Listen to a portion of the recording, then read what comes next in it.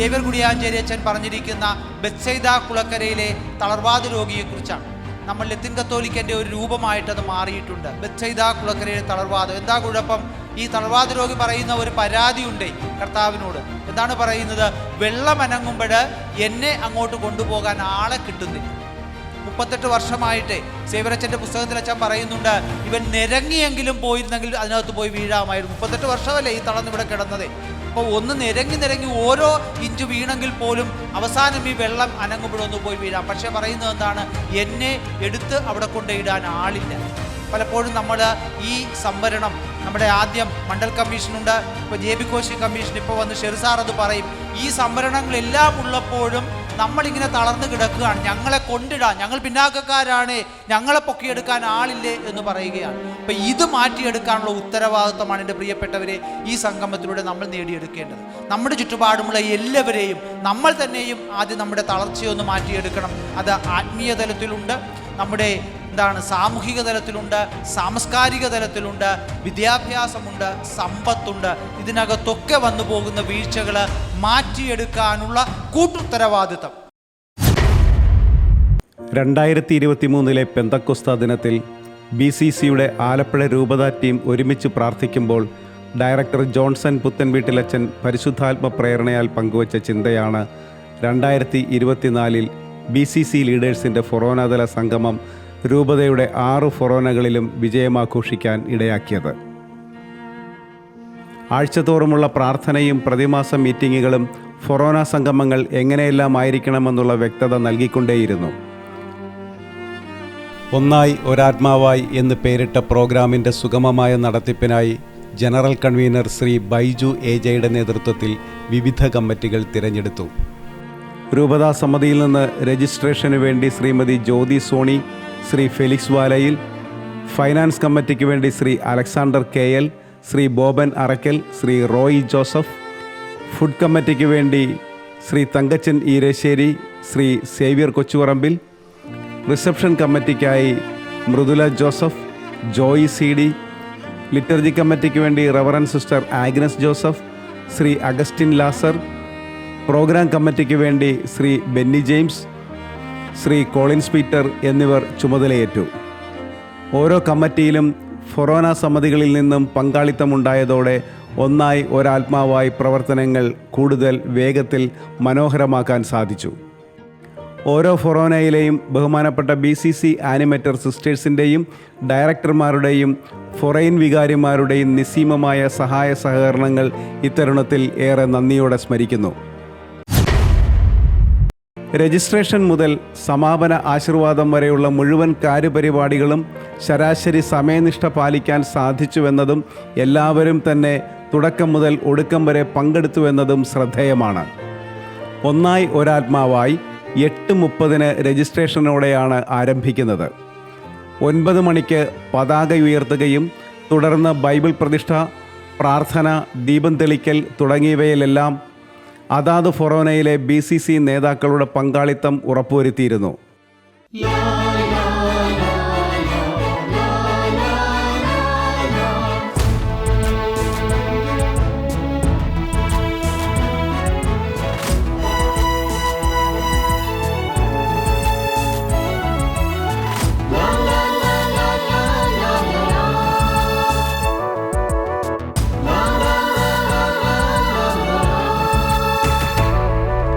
ചേർന്നു വരുന്നു നമ്മൾ ഒരാത്മാവും മനവുമായി, അഹറോന്റെ അഭിഷേക തൈലം പോലെ, ഹെർമോൻ തുഷാരഗണം പോലെ. ചേർന്നു വരുന്നു നമ്മൾ ഒരാത്മാവും മനവുമായി, അഹറോന്റെ അഭിഷേക തൈലം പോലെ, ഹെർമോൻ തുഷാരഗണം പോലെ. സ്നേഹസമൂഹം, സജീവ സമൂഹം, ജീവനുള്ള ക്രിസ്തുവിന്റെ പങ്കാളിത്ത സമൂഹം. സ്നേഹസമൂഹം, സജീവ സമൂഹം, ജീവനുള്ള ക്രിസ്തുവിന്റെ പങ്കാളിത്ത സമൂഹം.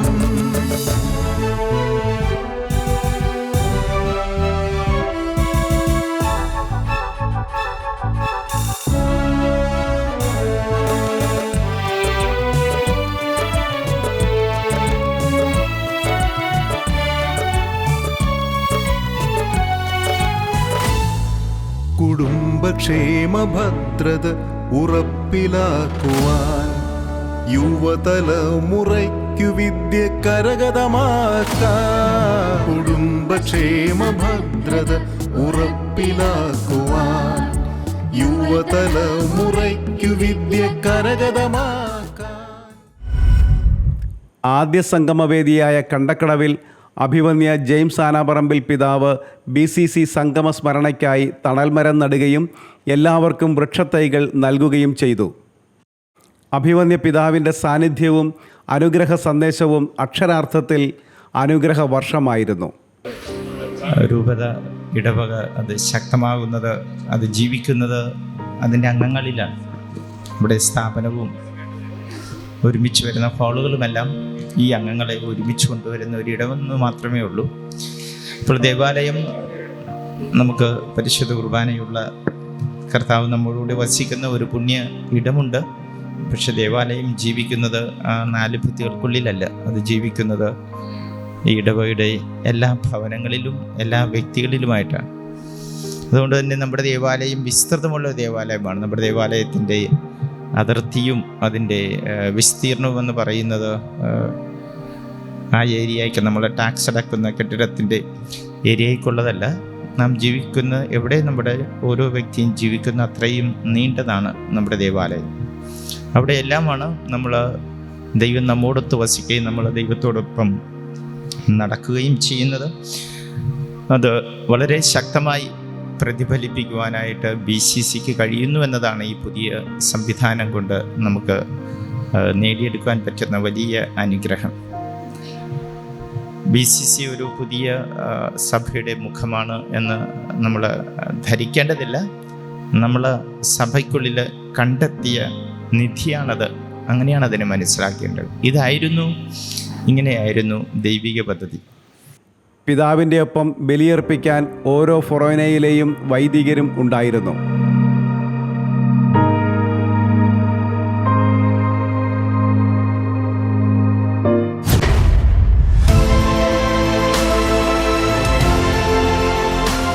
ക്രിസ്ത്യാനികളെന്ന നിലയിലും പ്രത്യേകിച്ച് BCCയുടെ ഭാരവാഹികളെന്ന നിലയിലും നമ്മൾ വളരെയധികം മനസ്സിലാക്കിയിരിക്കേണ്ടതും അറിഞ്ഞിരിക്കേണ്ടതുമായ ഒരു വിഷയമാണ് JB കോശി കമ്മീഷൻ.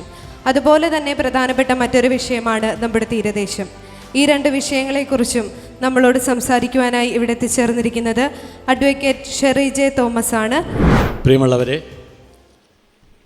ബഹുമാനപ്പെട്ട ഷെറി സാറിന് സ്വാഗതം ആശംസിക്കുക എന്നുള്ളതാണ് എൻ്റെ കടമ.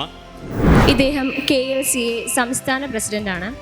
കൂടാതെ KRLCC political affairs committee joint കൺവീനറും KRLCC ലേറ്റി കമ്മീഷൻ അസോസിയേറ്റ് സെക്രട്ടറിയും കേരള ഹൈക്കോടതി ലോയർ ഇന്ത്യൻ ലോ റിപ്പോർട്ട്സിൻ്റെ മുൻകാല റിപ്പോർട്ടർ, കൂടാതെ ഹൈക്കോടതിയിലെ ട്രാൻസ്ലേറ്റർ എന്ന ജോലി സ്വയം ഒഴിഞ്ഞ് മുഴുവൻ സമയം സമുദായ സഭാപ്രവർത്തനത്തിനായി സ്വയം സമർപ്പിച്ച വ്യക്തിത്വം. എല്ലാറ്റിനും ഉപരിയായി സ്വന്തം ഇടവകയിലെ BCC ഭാരവാഹിയായും ഇടവകയുടെ എല്ലാ ആധ്യാത്മികവും സാമുദായികവുമായിട്ടുള്ള പ്രവർത്തനങ്ങളിൽ സജീവമായി പങ്കുവഹിച്ചിട്ടുള്ള ആളാണ്. സാറിനെ ഈ ക്ലാസ് എടുക്കുവാനായിട്ട് ഹാർദമായി വേദിയിലേക്ക് ക്ഷണിച്ചുകൊള്ളുന്നു. ഈ ക്രിസ്റ്റി ഫെർണാണ്ടസ് സാർ ഉണ്ടായിരുന്നത് കൊണ്ടാണ് ഈ കമ്മീഷനെ പറ്റി എനിക്ക് ഇത്രത്തോളമെല്ലാം, എനിക്കെന്നല്ല ആർക്കും ലത്തീൻ കത്തോലിക്കരുമായി ബന്ധപ്പെടുത്തി സംസാരിക്കാൻ സാഹചര്യം ഉണ്ടായത്. കാരണം അദ്ദേഹം അതിൽ അംഗമായതുകൊണ്ട് തന്നെ ലത്തീൻ കത്തോലിക്കരായ ആളുകൾക്ക് ഉണ്ടാകേണ്ട മാറ്റങ്ങളെപ്പറ്റി, ഈ പറഞ്ഞൊരു പാരഡൈം ഷിഫ്റ്റ്, ഒരു ട്രാൻസ്ഫോർമേഷനെ പറ്റി എങ്ങനെ സർക്കാരിലൂടെ ഔദ്യോഗികമായി ചലനങ്ങൾ ഉണ്ടാക്കാൻ പറ്റും എന്നതാണ് റിപ്പോർട്ട്. 284 ശുപാർശകൾ കേരളത്തിലെ ക്രൈസ്തവർക്ക് വേണ്ടി justice JB Koshy commission report, ഇപ്പോഴും റിപ്പോർട്ട് പുറത്തു വന്നിട്ടില്ലെങ്കിലും അനൗദ്യോഗികമായി അതിൻ്റെ വിവരങ്ങൾ പുറത്തു വന്നിട്ടുണ്ട്. 284 എണ്ണം. നിങ്ങളുടെ ആലപ്പുഴ രൂപതയ്ക്ക് വേണ്ടി പ്രത്യേകമായി കുഞ്ഞച്ചൻ സാർ ഉൾപ്പെടെയുള്ളവർ മറ്റു സംവിധാനങ്ങളെല്ലാം ചേർന്ന് കൊടുത്ത റിപ്പോർട്ടിൻ്റെ ഭാഗമായി നിരവധി ശുപാർശകൾ ആലപ്പുഴ രൂപതയുടെ പേരെടുത്ത് പറഞ്ഞുകൊണ്ട് വന്നിട്ടുണ്ട്. ഞാൻ സൂചിപ്പിച്ചത് ആ ഒരു തലത്തിൽ നമുക്ക് സമുദായത്തോടുള്ള ഉത്തരവാദിത്തം നിറവേറ്റാൻ BCCയുടെ ഭാരവാഹികൾ എന്ന രീതിയിൽ നിങ്ങൾ ഏറ്റെടുക്കേണ്ട ഒരു സുവർണ പ്രവർത്തനം ഈ ഒരു കാലഘട്ടത്തിൽ ഉണ്ടാകണം. 1000 പ്രചാരണ യോഗങ്ങൾ ജസ്റ്റിസ് JB കോശി കമ്മീഷനെ പറ്റി ഓരോ കുഞ്ഞിനോടും പറഞ്ഞു കൊടുത്തുകൊണ്ടിരിക്കുകയാണ്. ഞാൻ മുമ്പ് സൂചിപ്പിച്ചു, സഭയോട്, സമുദായത്തോട്, സമൂഹത്തോട് നമുക്ക് കടമയുണ്ടെന്ന്. ഞാൻ നിങ്ങളുടെ പൊതുനന്മയെ സമുദായമായി ബന്ധിപ്പിക്കുന്നത് നമ്മുടെ രാജ്യത്തിൻ്റെ പൊതുവായ രീതിയിൽ കൂടിയാണ്. നിങ്ങൾ ലത്തീൻ ക്രൈസ്തവരായതുകൊണ്ട് മാത്രമല്ല, നിങ്ങൾ ആലപ്പുഴ രൂപതയിലെ BCC ഭാരവാഹികളായതുകൊണ്ട് മാത്രമല്ല, നമ്മളിവിടെ വന്നിരിക്കുന്നത് നമ്മളുടെ ഈ സംസാരം സമുദായത്തിൻ്റെ ഇന്നത്തെ അവസ്ഥയിൽ നിന്ന് നാളത്തെ അവസ്ഥയിലേക്കൊരു കുതിച്ചു കയറ്റത്തിന് വേണ്ടി നമ്മൾ കാരണക്കാരാകുന്നത് ഞാൻ മുമ്പ് സൂചിപ്പിച്ച ഒരു പൊതുനന്മയുടെ പേരിലാണ്. ആ പൊതുനന്മ എന്നോട് ചോദിച്ചാൽ സമുദായവുമായി ബന്ധപ്പെടുത്തി ഞാൻ പറയും, നമ്മുടെ രാജ്യത്തിൻ്റെ ഭരണഘടനയാണ് ആ പൊതുനന്മ. 5 ഫൊറോനകളിലും ഈ വിഷയം കൈകാര്യം ചെയ്തത് അഡ്വക്കേറ്റ് ശ്രീ ഷെറി J. തോമസ് ആയിരുന്നു. അർത്തുങ്കൽ ഫൊറോനയിൽ ഈ വിഷയം കൈകാര്യം ചെയ്തത് റവറൻഡ് ഡോക്ടർ VP ജോസഫ് വലിയ വീട്ടിലാണ്. നരേന്ദ്ര കമ്മീഷന് ശേഷം ഇനിയുള്ള കാര്യങ്ങൾ പ്രസക്തമാകാൻ പോകുന്ന വലിയൊരു കമ്മീഷനാണ് JB കോശി കമ്മീഷൻ. ഞാനതിനെക്കുറിച്ച് ഒത്തിരി പറയേണ്ട കാര്യമില്ല. 284 ശുപാർശകളാണ് കമ്മീഷനിലുള്ളത്. അതിൽ നമ്മുടെ വിദ്യാഭ്യാസമുണ്ട്, സാമൂഹ്യമുണ്ട്, തൊഴിൽപരമുണ്ട്. ഇതെല്ലാം നിങ്ങൾ എപ്പോഴും കേൾക്കുന്നതാണ്, എപ്പോഴും പറഞ്ഞിട്ടുള്ളതാണ്. ഇപ്പോഴും ഇത് ശുപാർശയിൽ നിലനിൽക്കുകയാണ്. ഞാൻ എന്താ നിങ്ങളുടെ മനസ്സിൽ സൂക്ഷിക്കാൻ വരണമെന്ന് വെച്ചാൽ വേറൊരു വിഷയമാണ്. ബ്ലൂ ഇക്കോണമി പദ്ധതികൾ മുന്നോട്ട് വയ്ക്കുന്ന തീരഖനനം. ഇപ്പം തീരഖനനം ഗവൺമെൻറ് സർവേ, മിനറൽ സർവേ നടന്നുകൊണ്ടിരിക്കുക. തോറിയം, അതുപോലെ തന്നെ ലീഥിയം, ഇലുമിനേറ്റ്, ബോക്സൈറ്റ്, ഇങ്ങനെ കുറേ ധാതുക്കൾ തീരത്തുണ്ട്. അത് കാരണം തീരവാസികളെ ലളിതമായ രീതിയിൽ ഇതുപോലെയുള്ള പുനർഗേഹം പദ്ധതികളൊക്കെ പറഞ്ഞ് പതുക്കെ കിഴക്കോട്ട് എടുത്തിട്ട് ഗവൺമെൻറ് അത് തുറന്നുകൊണ്ട് പോകാൻ പോകുകയാണ്. അപ്പോൾ ഇങ്ങനെയുള്ള ഇപ്പോൾ JB കോശി കമ്മീഷൻ വന്നാലും ഈ കടൽ തുറക്കുക, മത്സ്യത്തൊഴിലാളികളെ കൂട്ടത്തോടെ കുടിയൊഴിപ്പിക്കുക എന്നുള്ള കലാപരിപാടികൾ സംസ്ഥാന ഗവൺമെൻറ്റും സെൻട്രൽ ഗവൺമെൻറ്റും കൂടി ധാരണയിൽ നടത്തിക്കൊണ്ടിരിക്കും.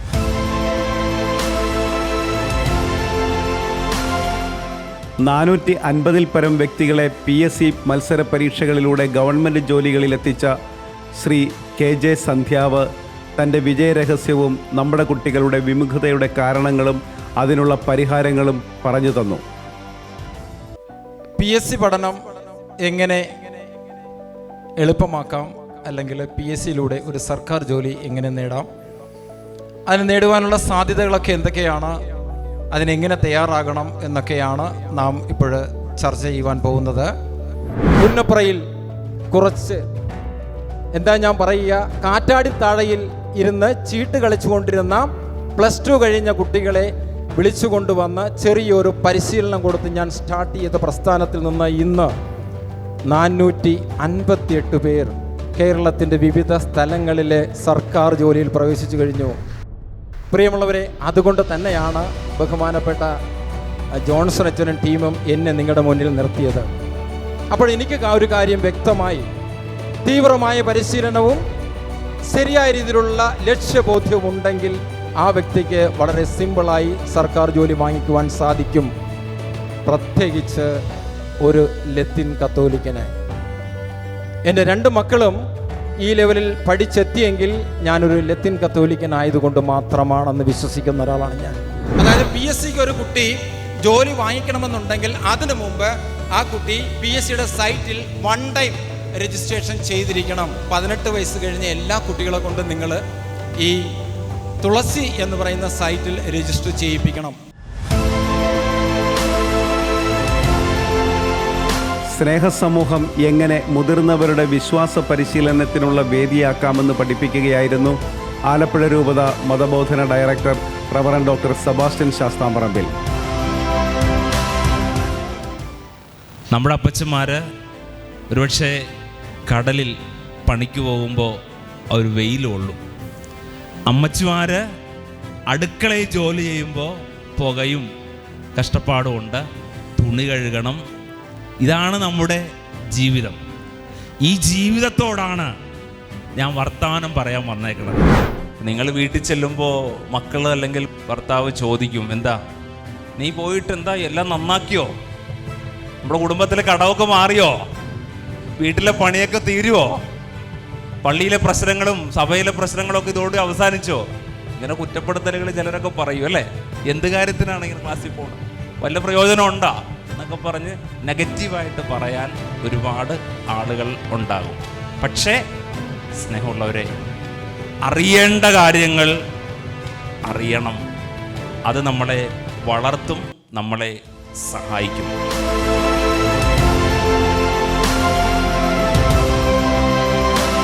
ശുശ്രൂഷ സമിതികളുടെ സജീവ പ്രവർത്തനങ്ങളെയും അത് നേരിടേണ്ടി വരുന്ന വെല്ലുവിളികളെയും കുറിച്ച് പഠിപ്പിച്ചു തന്നത് റൈറ്റ് റവറൻഡ് മോൺസിഞ്ഞർ ജോയി പുത്തൻവീട്ടിലായിരുന്നു. ഞാനാകുന്ന അവയവം ചെയ്യേണ്ടുന്നത് ചെയ്യാതെ വന്നാൽ ക്രിസ്തു ഈ സമൂഹത്തിൽ വികലാംഗനാക്കപ്പെടുന്നു. ആര് മൂലം? ഞാൻ മൂലം, എൻ്റെ കുടുംബം മൂലം. എൻ്റെ കുടുംബത്തിലുള്ളവർ ജ്ഞാനസ്നാനം സ്വീകരിച്ചവർ ജ്ഞാനസ്നാനം ഏറ്റിട്ടുണ്ടെങ്കിൽ അവനും അവളും ഞാനും നിങ്ങളും ക്രിസ്തുവിൻ്റെ സമൂഹമാകുന്ന ശരീരമാകുന്ന ഈ സമൂഹത്തെയും പൊതുസമൂഹത്തെയും ഒക്കെ അതിൻ്റെ എല്ലാ തലങ്ങളിലും പണിതുയർത്താൻ എനിക്ക് ചെയ്യാവുന്നത് ഞാൻ ചെയ്യണോ വേണ്ടയോ? ചെയ്യുന്നില്ലെങ്കിൽ ക്രിസ്തു ഇവിടെ വികലാംഗൻ ആക്കപ്പെടുന്നു. ഇനി തീരുമാനിക്കുക.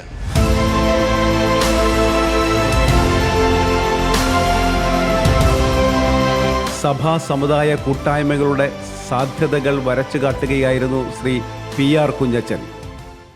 ഉച്ചയ്ക്ക് ശേഷം ഒരു കൊഴിഞ്ഞുപോക്ക് സാധാരണ ഉണ്ടാകുന്നതാണ്.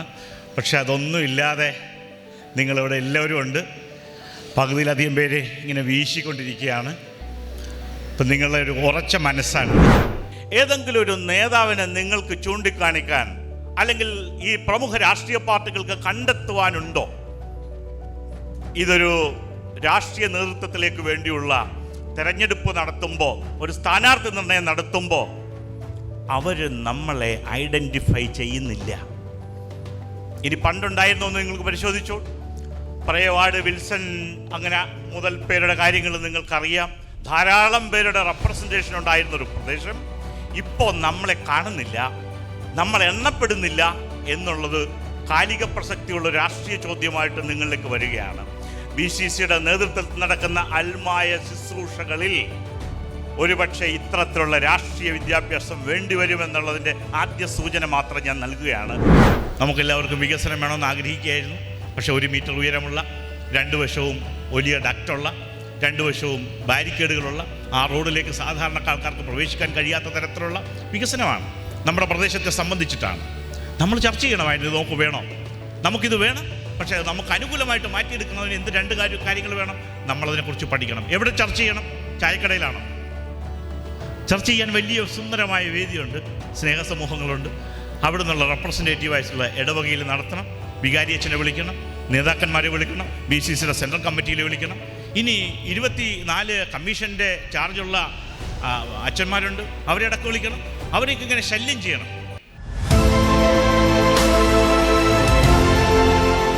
ഏത് ഉണക്കമരത്തെയും പൂത്തുലയാൻ സഹായിക്കുന്ന പ്രാർത്ഥനയുടെ അനന്ത സാധ്യതകൾ അനുഭവങ്ങളുടെ പിൻബലത്തോടെ ആലപ്പുഴയിലും പുന്നപ്പുറയിലും പങ്കുവച്ചുകൊണ്ട് ശ്രീ ഔസേപ്പച്ചൻ ഓരോ വിശ്വാസികളുടെയും ഹൃദയങ്ങളെ ഉജ്ജ്വലിപ്പിച്ചു.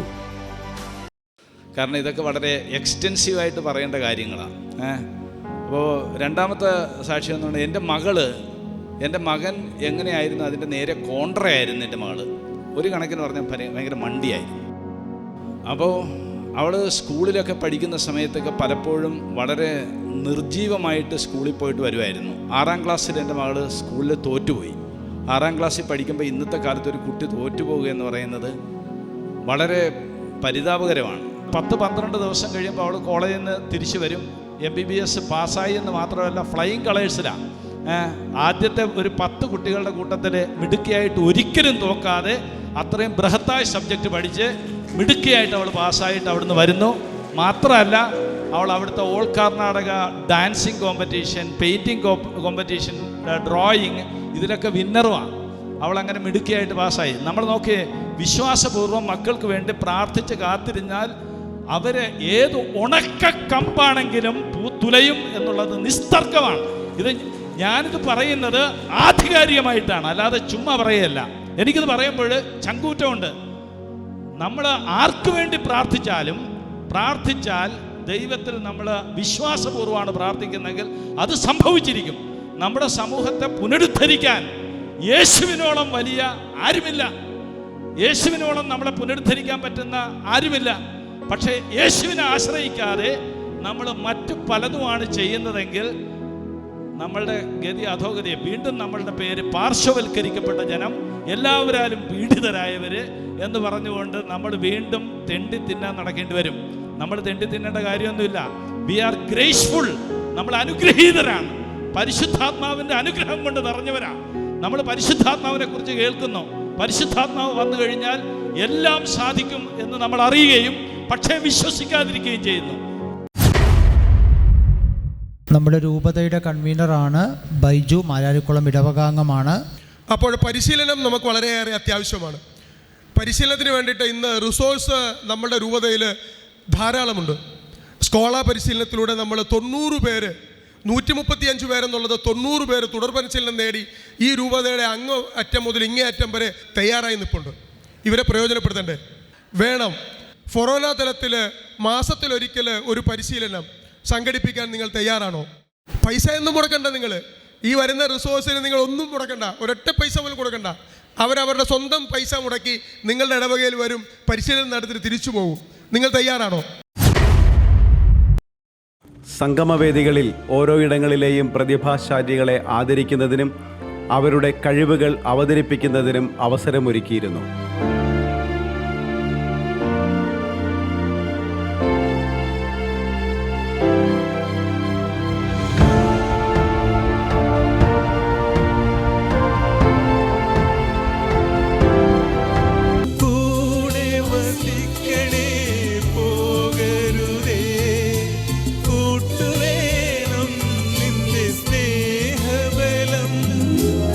സത്യത്തിൻ ദീപം തെളിക്കൂ, പാരിൽ മർത്യർക്കു ശാന്തി നൽകൂ.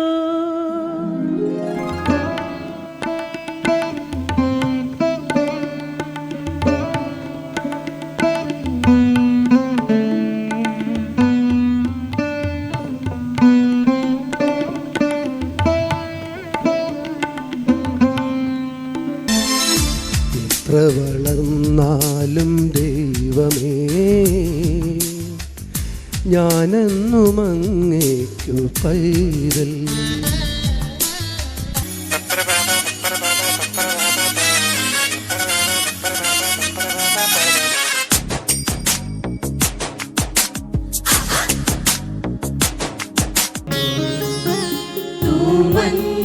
പോലെ വെൺവയറും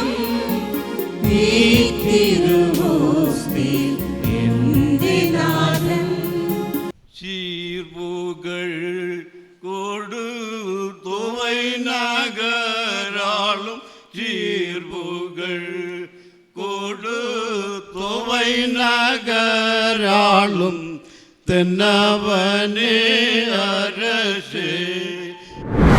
BCCയിലൂടെയുള്ള ശുശ്രൂഷാ സമിതികളുടെ പ്രവർത്തനങ്ങളെ കൂടുതൽ സജീവമാക്കുന്നതിനും വ്യക്തത നൽകുന്നതിനുമായി BCC മാർഗരേഖ വിതരണം ചെയ്യുകയുണ്ടായി.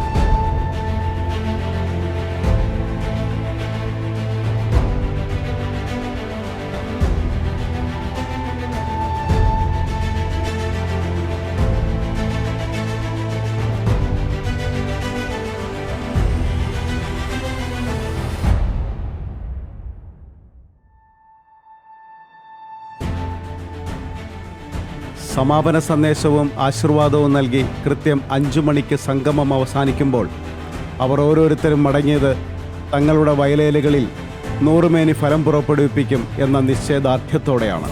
സ്നേഹസമൂഹം, സജീവ സമൂഹം, ജീവനുള്ള ക്രിസ്തുവിന്റെ പങ്കാളിത്ത സമൂഹം.